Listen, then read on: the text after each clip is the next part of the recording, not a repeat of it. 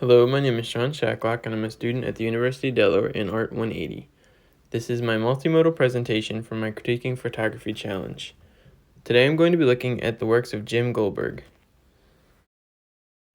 Jim Goldberg is an American photographer born in 1953. He immerses himself within and works with neglected and socially outcasted groups. He's known for works such as Rich and Poor, Raised by Wolves, Nursing Home, and Open Sea, and many more. He's a part of the experimental documentary photography movement. At first glance, this Jim Goldberg picture is merely a portrait of a young boy in front of some foliage. However, Jim Goldberg uses written language to create a bridge from the subject to the viewer. The handwritten text gives the viewer a very personal connection to the subject of the portrait. The green background can give the viewer a feeling of growth, safety, hope, and encouragement. The use of frontal lighting furthers that feeling of growth, making the subject brighter than the metaphorically dark background. The written language combined with the feelings provoked by the imagery blend extremely well together to create a very cohesive picture.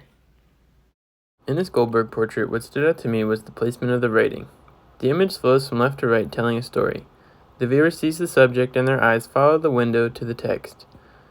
The text works its way to the center of the window, where the viewer becomes more connected to the seemingly regular person's battle with AIDS.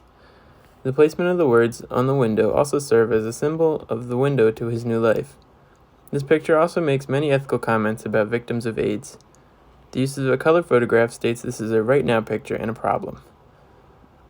The angle of the picture looks down on Marco, making him look smaller, and places the viewer above him.